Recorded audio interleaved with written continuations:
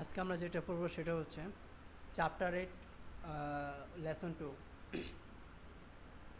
ওই monitoring DSCP through audit logging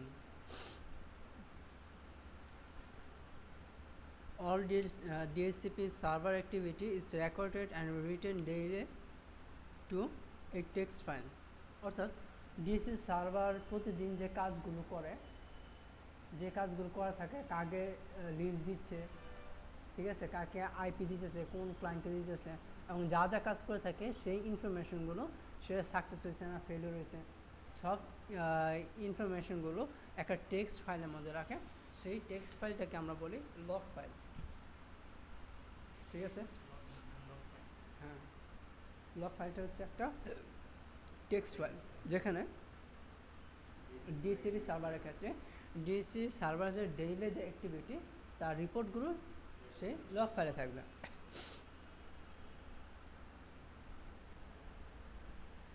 By default, DHCP server service writes daily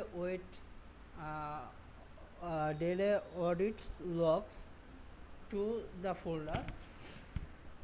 ওই উইন্ডোজের মধ্যে system থাকার মধ্যে ডিএসসিপির মধ্যে থাকবে these audit log files are text files named after the day of the week অর্থাৎ 7 দিন পর কী হবে সেই টেক্সট ফাইলগুলো তোমার ওই ওভাররাইট হবে, ঠিক আছে। হ্যাঁ, ওই একটা মুছে আর একটা রাইট হবে। For example DCP SRB lock Monday, আচ্ছা দরকার নয়, তাহলে কয়দিন থাকবে? 7 দিন। এখন আমরা দেখি প্র্যাকটিক্যালি যে লকটা কোথায় থাকে। আমরা ডিসিপি সার্ভার কোনটাতে সেট করছি?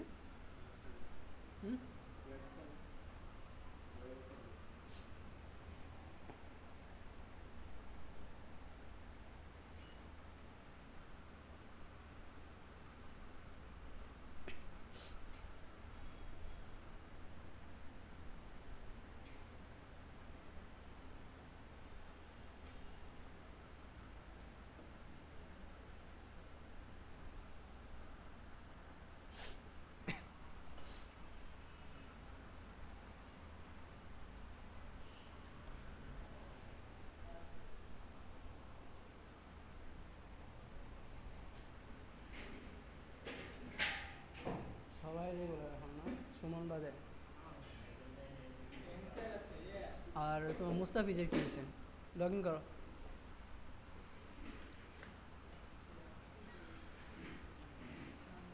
হান্ড্রেড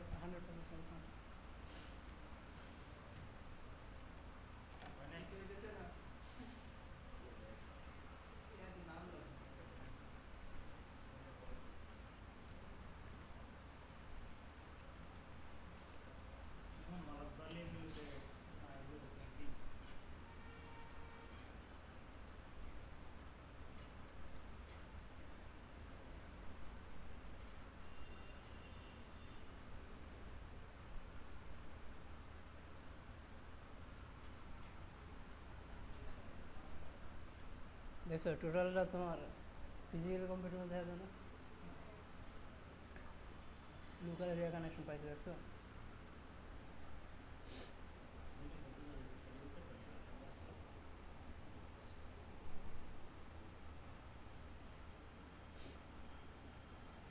উপরেটা কিছু করা যায় না, দেখি হাইড করা যায় না। কই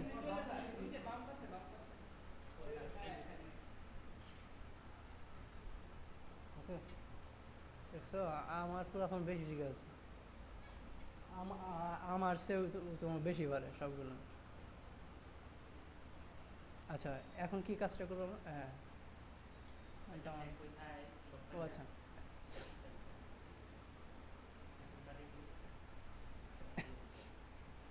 উইন্ডোজ সিক্সটিন 32 দেখো ডিএসসিপি করেছে, তারপর এই যে লগ ফাইল দেখছো সানডে টুয়েসডে যদি সানডে হয় সানডে, সেরকম সানডে হয় সানডে, টুয়েসডে হলে টুয়েসডে। হ্যাঁ তোমাদেরটা কি রবিবার মঙ্গলবার, তাই না? হ্যাঁ। দেখছো, রবিবার দিন করাইছি, মঙ্গলবার দিন করাইছি। আজকে যখন করবো আজকেটা তোমার হয়ে যাবে, বুঝছো ঘটনা? এই হচ্ছে লক ফাইল। এই যে লক, এই যে ক্লিক করে দিস লক ওয়াজ স্টার্টেড 00। আচ্ছা, সবগুলোতে আসবো আমরা।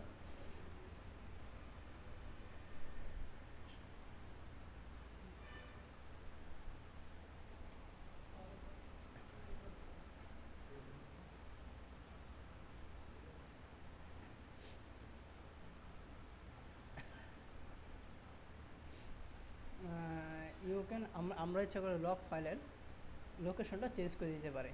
কোত্থেকে? ডিএসসিপি সার্ভারটাকে স্টার্ট করি, বাঙ্গালা সব সার্ভারের প্রপার্টিসে যাই, এই অ্যাডভান্সে যা, এই যে audit lock file path browse করে আমরা ইচ্ছা করলে চেঞ্জ করে দিতে পারি, ঠিক আছে? না না, ওই যে লক ফাইলটা, লক ফাইলটা কি ব্যাকআপ পাথ, ওইটা ব্যাকআপ পাথ চেঞ্জ করতে পারি, ডাটাবেজে পাথ চেঞ্জ করতে পারি, ঠিক আছে? মানে আমার প্রতিদিনের মানে সব এক সপ্তাহটা যদি রাখতে দিতে হয় তাহলে আমরা আবার আরেকটা ইয়েতে দিয়ে দিলাম। মনে কর শনিবার দিন করলাম, আবার নেক্সট উইকে শনিবার দিন যখন করবো তখন সেই শনিবারটা মুছে দেন, তোমার এই কারেন্ট শনিবারটা স্টোর থাকবে। পাঁচ যদি সবসময় চেঞ্জ করতে তাহলে তো থাকবে মানে প্রতি সপ্তাহটা যদি রাখতে হয় যদি সেম জায়গায় থাকে তাহলে ওভার রাইট হয়ে যাবে। হ্যাঁ,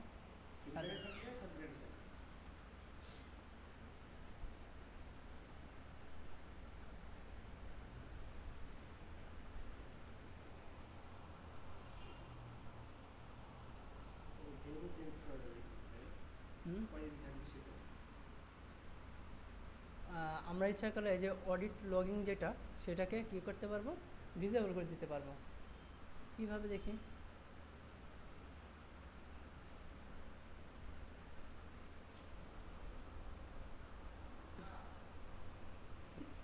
যেটা সেভ রাখতে স্যার এই যে আমি যদি তুলে দিই তাহলে এই ডিএসসিপি অডিট লগিংটা আমার ডিসেবল হয়ে যাবে, কাজ করবে না।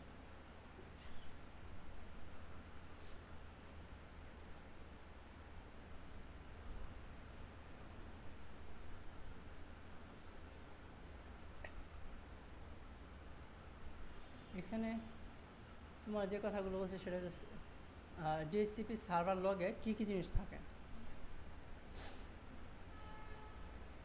এই যে ইভেন্ট আইডি থাকে, তারপর মিনিং থাকে,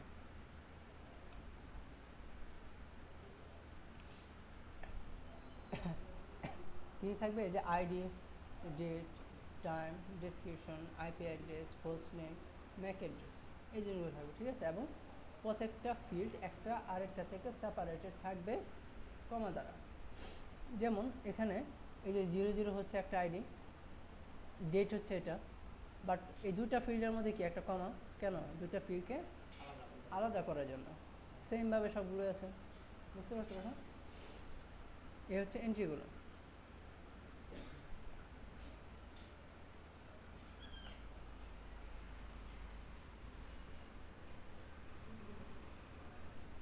লগ ইভেন্ট কোডের 50 বা তারও বেশি যে কোডগুলো আছে সেগুলো এখানে। যেমন প্রত্যেকটা ইভেন্টের কি একটা করে আইডি থাকে না, সেটা বুঝছো না? খুব কঠিন জিনিস না এগুলো। এখন হচ্ছে troubleshooting DSCP server. DSC server যেমন নষ্ট হয়ে যায়, তাহলে যদি ডাউন হয়ে যায় আমরা কিভাবে প্রবলেমটাকে সলভ করবো সেটা শিখবো। সাথে সাথে নিতে দেবো। হ্যাঁ, গলার সাথে বাইনি হবে না তো, থাক। বোতামটা ভাঙবে না।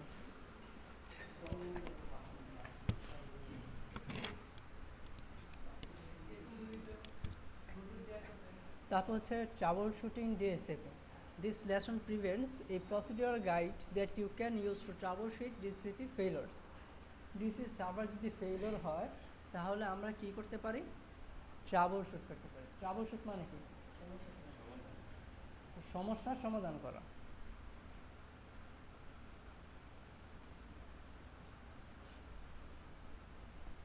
তারপর হচ্ছে ভেরিফাইং দ্য ক্লায়েন্ট কনফিগারেশন।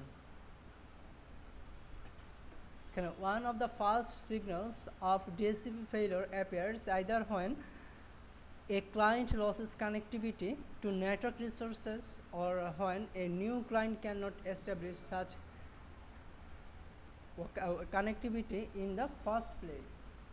এখানে সাপোজ তুমি একটা ক্লায়েন্ট কনফিগার করলাম, কিন্তু সেই ক্লায়েন্টে তোমার সার্ভারের সাথে কমিউনিকেশন নেই, নেটওয়ার্ক কানেকশন নেই, তাহলে কি প্রবলেম হবে না? সে কি আইপি রিচ পাবে? বুঝো নাই? বুঝো নাই? বুঝছো না? বুঝো নাই? আমরা কি করি? আইপি আমরা ম্যানুয়ালি দিই, তাই না? আবার কি করি? আমরা যদি ডিএসসি সার্ভার থাকে তাহলে আমরা কি করি? অপটেন অটোমেটিকলি সিলেক্ট করি, তাই না? দিলাম সিলেক্ট করে, নেটওয়ার্কে আমার ডিএসসি সার্ভার আছে, বাট দেখা গেল ওই নেটওয়ার্ক কেবল খোলা, তাহলে কি ডিএসসি সার্ভারের সাথে কমিউনিকেশন হবে? তাহলে কি ডিএসসি সার্ভারের কাছে আইপি ডিস্ক পাবে? তাহলে আমাদের প্রবলেম হবে না? তখন আমি কি করতে পারি? নেটওয়ার্ক কানেকশনটা ঠিকঠাক করতে পারি, কনফিগার করতে পারি। এটা হচ্ছে যদি একটা প্রবলেম হয় তাহলে আমরা সলভ করব।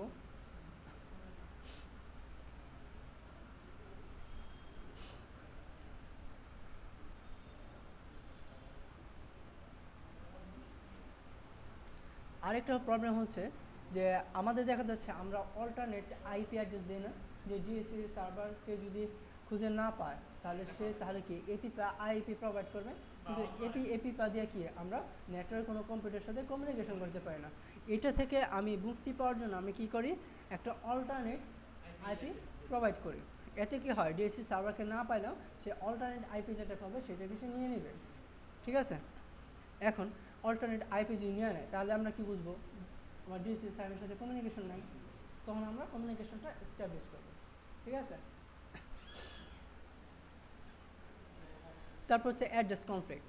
সাপোজ মনে করো যে আমাদের এখানে suppose OCR two hyphen Mac 5 কম্পিউটারের মেশিন 5 কম্পিউটারে আইপি দেওয়া আছে 192.168.10.35, ঠিক আছে? কিন্তু আমি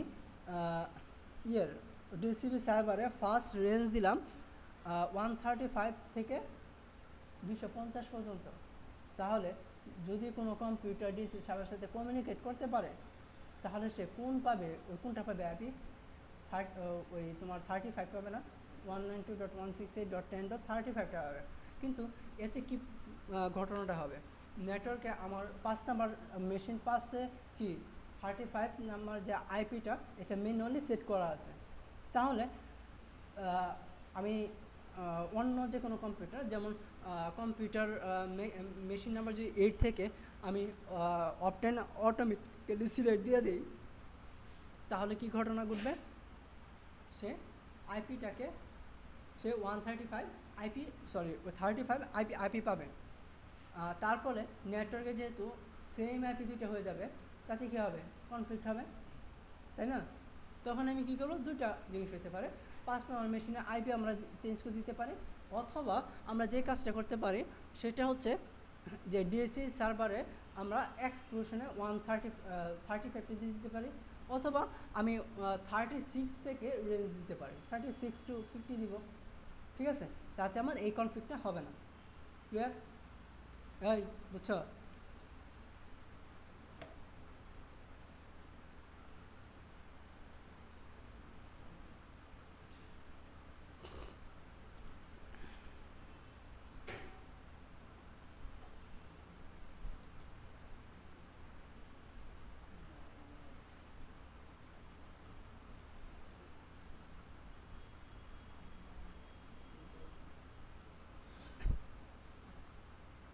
আচ্ছা, লাস্ট হচ্ছে রিকনসিলিং দ্য ডিসিপি ডেটাবেস। ঠিক আছে, if you detect that the DHCP database information is missing or inconsistent, এখন ডিএসসি সার্ভার যখন আমরা কাজ করব, ডিএসসি সার্ভার এন্ট্রিগুলো রাখার জন্য এই যে স্কোপগুলো দিতেছি, বিভিন্ন ইনফরমেশনগুলো আছে, সেইগুলো আমরা কোথায় রাখবো? ডিএসসিপি ডাটাবেজে। বাস ডিএসসিপি ডাটাবেজে ইনফরমেশনগুলো যদি মিসিং হয়, ডাটাবেজে যদি ইনফরমেশনগুলো পাওয়া না যায় বা ডাটাবেজ যদি অসামঞ্জস্যপূর্ণ হয়, ঠিক আছে, তাহলে আমরা কি করব? You can attempt to resolve the problem by reconciling DHCP server data for any or all scopes. তাহলে কি করতে পারি আমরা? রিকনসিল করার মাধ্যমে আমরা এই ইনকনসিস্টেন্সি এবং ডেটা মিসিং এই প্রবলেমটাকে সলভ করতে পারি। ঠিক আছে, তাহলে রিকনসিল আমরা কখন ব্যবহার করব? যখন ডিএসসিপি ডেটাবেজের ইনফরমেশনগুলো মিসিং হবে অথবা কি হবে? ইনকনসিস্টেন্স হবে। এখন scope IP address have information is stored into two forms by DHCP server service. Detailed IP address list information থাকতে পারে, আবার summary IP address list information DHCP database থাকতে পারে। এই দুইভাবে স্কোপ আইপি অ্যাড্রেসে যে স্কোপ ইনফরমেশনটা আছে সেটা ডিএসসিপি ডাটাবেজে স্টোর থাকে। ঠিক আছে, এখন টু রিকনসিল, আচ্ছা, to reconcile the DHCP database complete the following steps. আমরা কী কী করব? Open the DHCP console. In the DHCP console tree, click DHCP server. On the action menu, reconcile all scope. চলো যাই, একটা একটা করে করি। সার্ভারটা রাইট বাটন ক্লিক করব, তারপর কি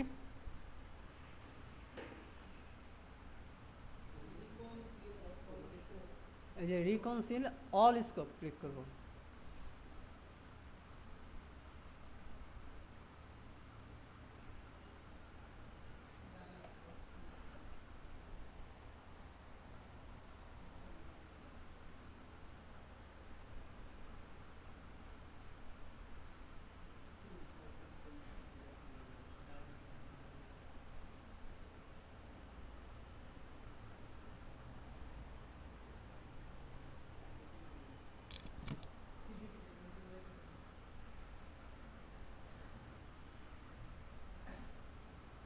তারপর কি ভেরিফাই ডাটাবেস ইজ কনসিস্টেন্ট।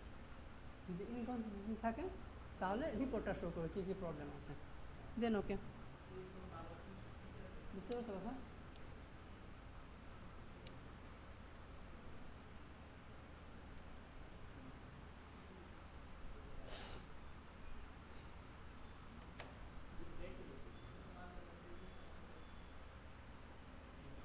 আমরা ইচ্ছে করলে ইভেন্ট ভিউয়ারের মাধ্যমেও এই প্রবলেমটা দেখতে পারি। ঠিক আছে, লগে যে ইনফরমেশনগুলো থাকে, ঠিক আছে, সেই জিনিসগুলো লগের ডেটাগুলো আমরা দেখি কিসের মাধ্যমে? ওই ইভেন্ট ভিউয়ারের মাধ্যমে।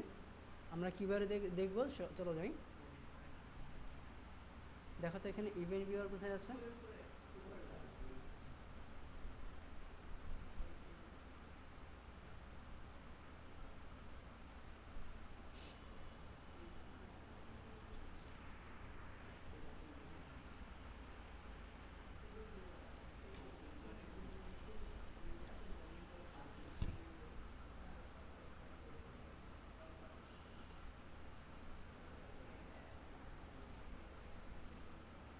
এই যে এরর আছে, ইনফরমেশন আছে।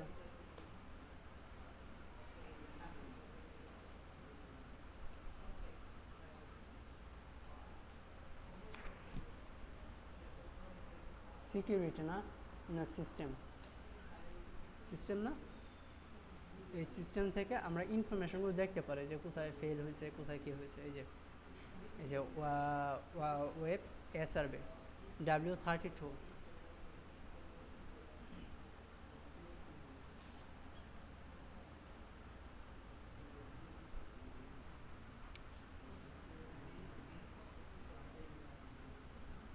বুঝতে পারছো কথা? এইখানে তোমার সকল ইনফরমেশনগুলো থাকবে লগে যেগুলো আছে। আচ্ছা, লক ফাইল দিয়ে একটা এক্সট্রা দিয়ে হ্যাঁ।